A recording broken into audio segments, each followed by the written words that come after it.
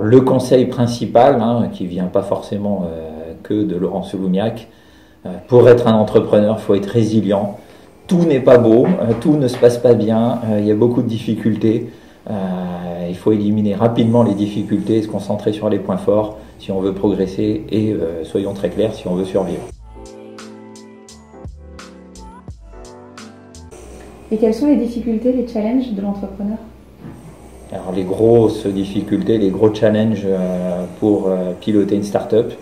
Un, c'est trouver des clients, surtout quand on est une start-up B2B.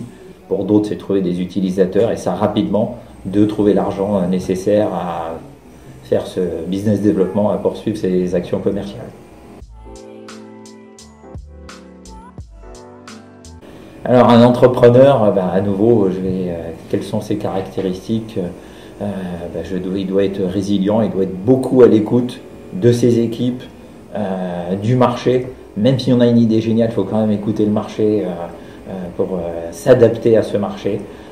Et du coup, il faut parler aux équipes pour être sûr qu'ils ont bien compris quel est le marché pour que tout le monde soit bien aligné.